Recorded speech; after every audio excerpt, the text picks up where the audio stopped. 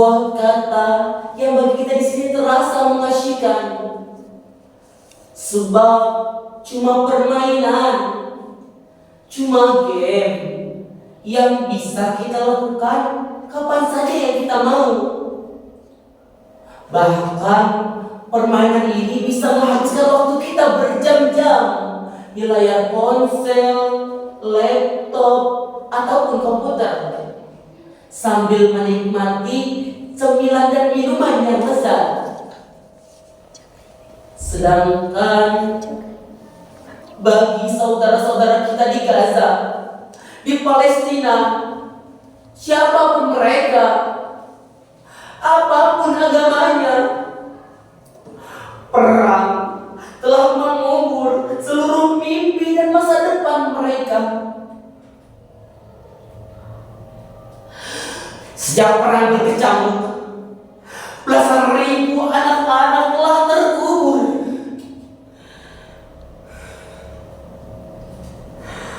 Orang-orang dewasa telah mengubah dunia ini menjadi tempat yang menakutkan dan penuh ancaman. Bahkan sampai ke dunia rekaan, dunia virtual, ancaman itu tak berakhir.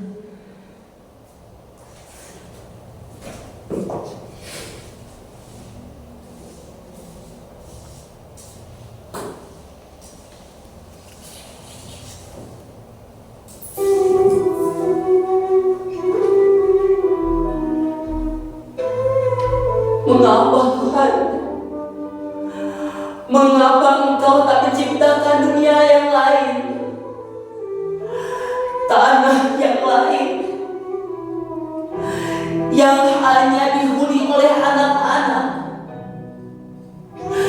dipenuhi dengan tempat bermain, rumah-rumah yang tentram, makanan yang cukup, juga persahabatan dan persaudaraan, taman-taman bunga, dan kebun-kebun yang selalu berbuah.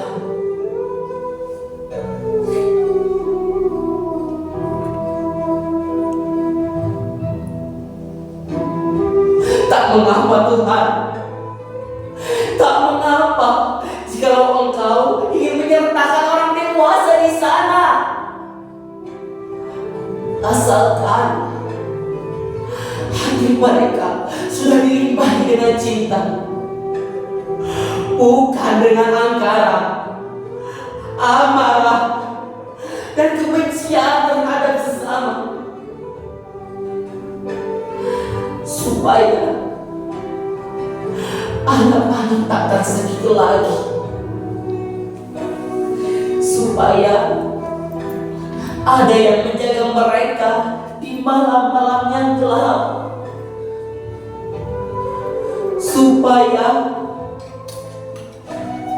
ada yang menjaga mereka ketika kedinginan, supaya ada yang menceritakan kisah-kisah dan dongeng-dongeng yang indah,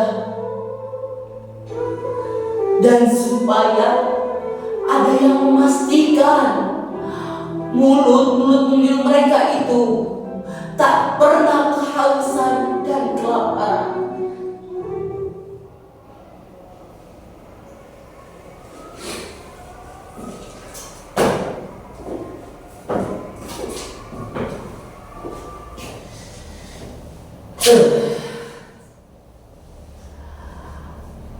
Aku mendapatkan perahu itu beberapa mil dari sini. Berhari-hari aku menyusuri pantai ini mencari perahu nelayan yang tak terpakai lagi untuk memintanya untuk kugunakan mengangkut saung. Aku beruntung, Pak Nyoman, seorang nelayan tua yang baru saja diberikan bantuan perahu baru, memberikan perahu lamanya itu untukku. Dengan dibantu Pak Nyoman, aku menyusuri laut dangkal ini, membawa perahu itu hingga ke tempat ini. Dengan perahu itulah aku bukan. Maksudku, aku dan teman-temanku, Made, Joshua, Christine, Ali, Harun, Butet dan Melin akan pergi jauh sekali. Mungkin sekarang kalian diam-diam masih bertanya, mengapa sekarang aku sendirian? Di mana teman-temanku itu? Sabarlah, perlahan-lahan kalian akan mengenal mereka. Mereka ada, hanya terkadang seolah-olah tak ada, atau mungkin memang dianggap tidak ada. Aku malah prihatin loh, karena tak berhasil menemukan kalian. Aku sudah mencari kalian ke rumah-rumah baru kalian di kampung Maya itu. Aku mengunjungi alamat kalian satu persatu dan meninggalkan pesan. Tapi tak satu pun dari kalian yang menjawab pesanku itu. Tapi tak mengapa. Mungkin aku bukanlah teman yang asyik. Aku kutu buku, introvert lagi. Tak pernah update soal-soal kekinian yang biasa menjadi keseharian di kampung Maya. Itulah mengapa aku menyisih ke daerah pantai ini dan berpikir untuk membuat sesuatu, yaitu membuat perahu persaudaraan yang akan berlayar ke laut lepas menuju Gaza. Dan di saat perahu itu akan kutampilkan di media sosial untuk mengajak siapa saja yang ikut denganku. Tetapi kalian malah menertawaiku dan menganggapku sakit. Makanya dari kebanyakan baca novel bisa-bisanya berhayal lulu. Kasihan, hidup bisa berteknologi tapi jiwanya masih nenek moyangku seorang pelewe. Perahu itu dibuat mancing aja jebol. Gimana mau dipakai berlayar? Pikir dong pakai otak. Apa? Urusan Gaza udah ada yang lebih pantas mengurusnya. Lo jangan ngadi-ngadi deh. Pahlawan. Tapi saya gak lucu. Ya begitulah kalian menanggapi ajakanku. Aku juga hampir saja pikir memang sudah tak waras dengan diriku ini. Tapi untunglah pada suatu malam teman-teman lamaku datang. Mereka mengunjungiku di tempat ini ketika aku sedang bertidur di perahu ini. Idenya sederhana, bermula dengan hobiku yang sering memainkan game perang. Dan tiba-tiba rasa kasihan yang tiba-tiba muncul terhadap nasib anak-anak korban perang di Gaza. Maka dari itu, aku mengajak teman-temanku untuk berkumpul dan berpikir untuk melakukan sesuatu. Hanya, bagaimana kalau kita olah mengumpulkan dana atau pangan atau pakaian atau apa saja selama 1 bulan, lalu kita mau berlayar, itu begitu kata Melin.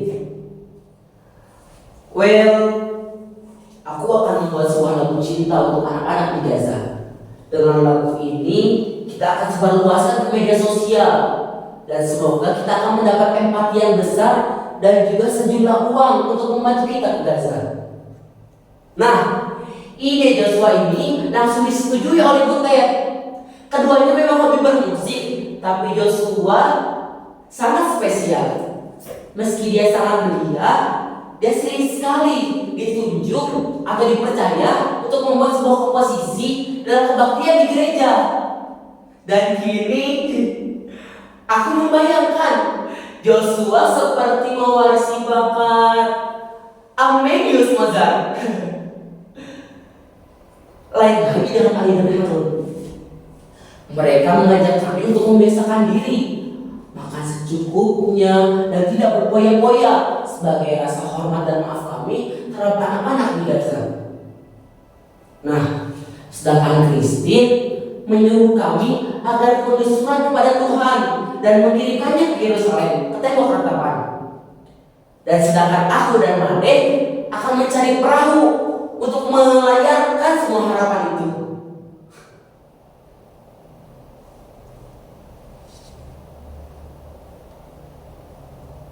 Ya, semuanya sudah kulakukan sebisa-bisaku, semampu-mampuku demi membuat sahabat-sahabat itu berbahagia karena memiliki aku.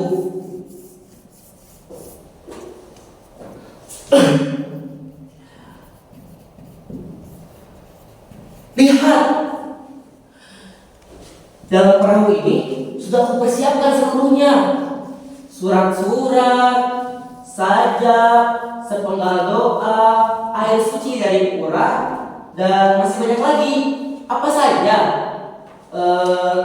kami mengumpulkannya hari demi hari dari siapa saja yang ingin melakukan sesuatu sebagai ungkapan rasa cinta. Aku akan melarungkan perahu itu ke laut lepas.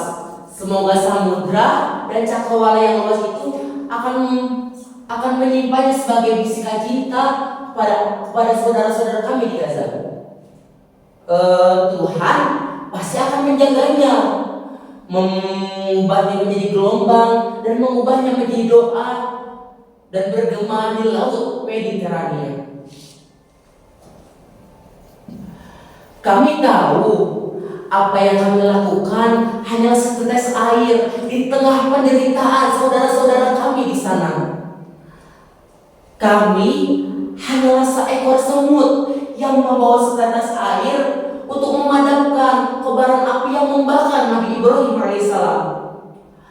Air itu hanya akan lenyap, menguap di hadapan kobaran api. Dan dengan cara itu, dan memang itu yang bisa kami lakukan sebagai rasa cinta dan sayang kami kepada anak-anak yang telah mati di Gaza. Atau kini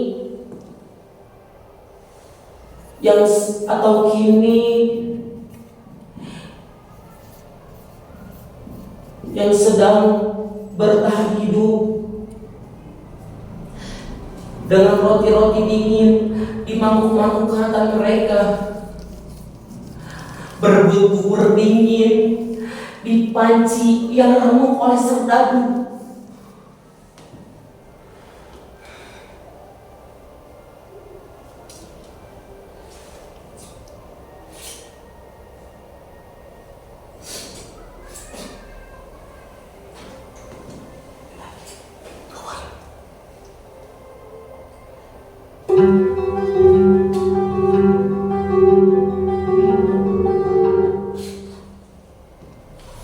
Made, kau sudah siap? Ayo, kita akan melaut. Oh iya, sini kupersiapkan apa yang sudah kubawa. Oh enggak, perahu yang sudah. Kau tak usah khawatir. Perahu ini sudah kupersiapkan dengan sangat teliti. Bagian-bagian yang bolong sudah kutambah dengan lem dan seng.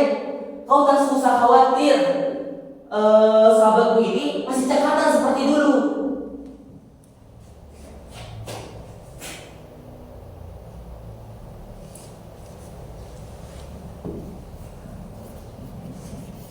Hei, Joshua, Christine, kenapa kalian diam saja di situ? Ayo. Oh iya, akan aku pertunjukkan apa yang sudah kukerjakan.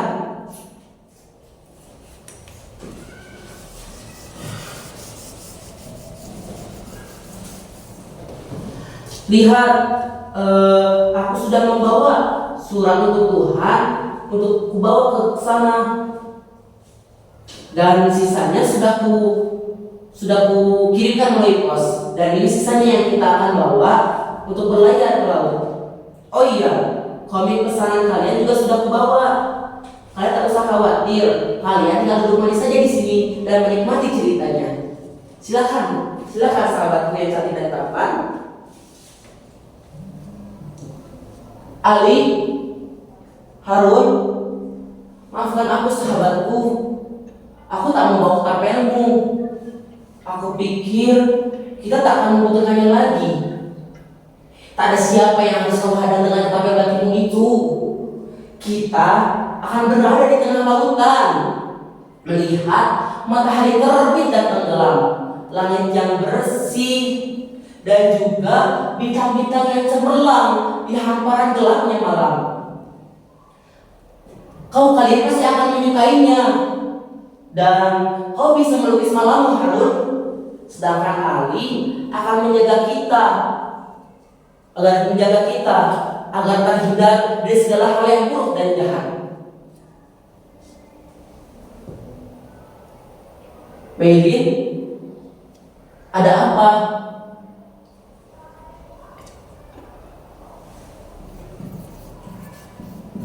What? Kamu tak jadi ikut dengan kita? Kenapa, Meilin? Kalau tak ikut dengan kita, siapa yang akan mengatur kita kebakaran kita sehari-hari? Kami tak pandai manajemen, apalagi akuntansi.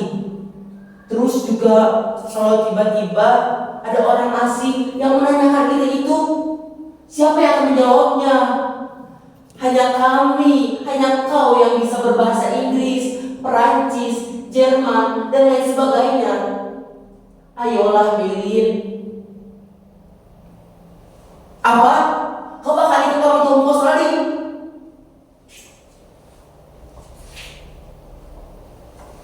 Butet! Horas, Mbak! Hidup kali aku denganmu. Lama tak jumpa kau menyanyi, lama tak dengar kau menyanyi. Na. Kau masih berlagak macam penyanyi rock and roll rupanya.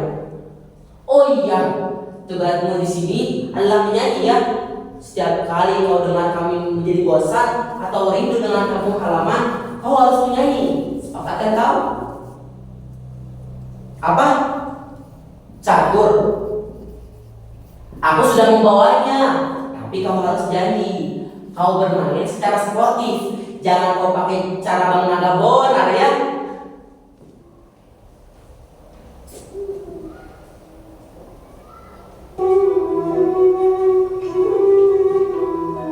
Meilin adalah sahabatku. Dia tiba-tiba menghilang karena terjadi sebuah kerusuhan. Made meninggal karena leukemia. Dia tak tertolong karena ayahnya seorang nelayan, Pak Nyoman, yang memberikan perahu ini. Butet sudah tidak ada. Dia menjadi korban saat terjadi sebuah perkelahian antara kedua kelompok di kota kami. Sedangkan Ali dan Harun, keduanya aku kenal dalam sebuah ajang olimpiade matematika tingkat sekolah siswa sekolah dasar. Setahun setelah dia kembali ke negaranya, aku sempat melihatnya terekam oleh kamera di berita televisi. Keduanya tertembak di dada saat menghadang serdadu oleh tapelnya. Boom! Joshua, Christine, mereka itu terkubur dalam runtuhan yang disebabkan oleh ledakan.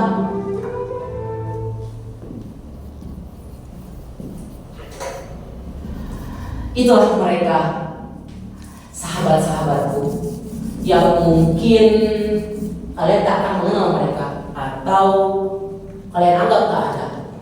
Tapi bagiku, mereka selalu ada dalam benakku, dalam hatiku. Mereka tersimpan dalam catatan yang kelam. Satu orang yang mati itu sudah terlalu banyak, terlalu besar, dan terlalu berat ditanggungkan.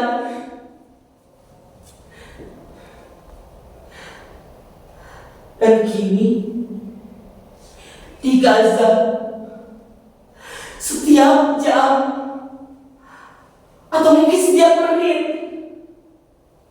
selalu ada anak-anak yang mati karena kelaparan, karena ketakutan, karena mortil, karena peluru,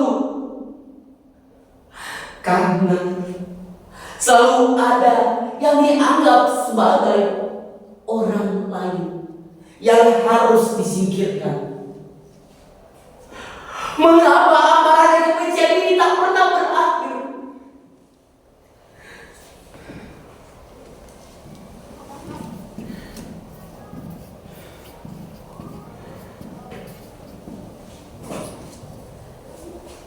Benda-benda ini udah dapatkan dari sahabat-sahabatku. Dalam menyimpannya, aku bisa merasakan kehadiran mereka. Dan juga di saat aku merasa sendirian dan kerinduanku terhadap anak-anak yang telah mati di Gaza yang dianggap sebagai hayat gila, dia selalu datang dalam mimpiku. Maka setiap hari aku tulis surat untuk mereka, sekedar menanyakan kabar mereka, atau menanyakan mereka ingin makan apa. Aku selalu membayangkan ikan-ikan yang ada di lautan ini pergi ke Gaza dan menjadi lauk-lauk di piring-piring karapan mereka.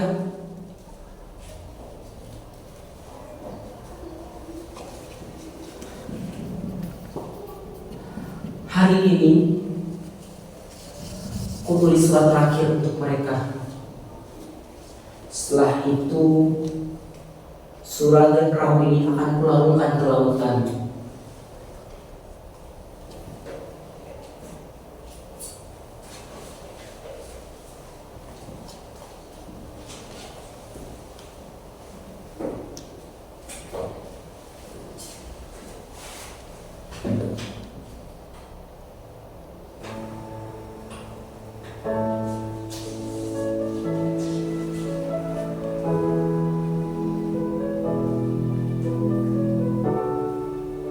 Tuhan, tolong kirimkan kedua tanganku ini ke Gaza,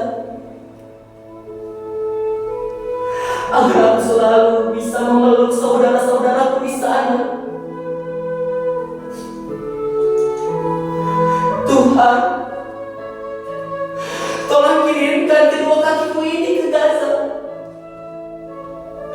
agar aku bisa selalu menopang saudara-saudaraku yang terkapar di kota-kota yang hancur terbakar.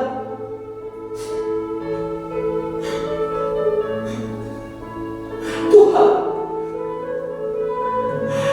tolong kirimkan sepasang mataku ini ke Gaza,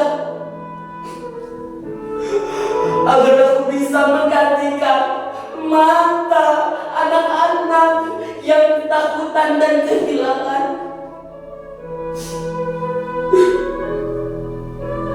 Tuhan, tolong kirimkan dadaku ini ke Gaza, agar aku bisa menjadi perisai bagi anak-anak yang diburu mortil dan peluru.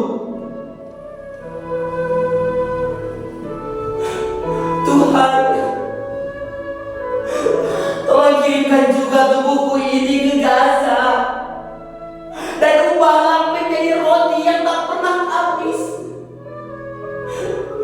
Akan tak ada lagi mulut-mulut mungil mereka itu yang kelaparan di bumimu yang kini penuh angkara.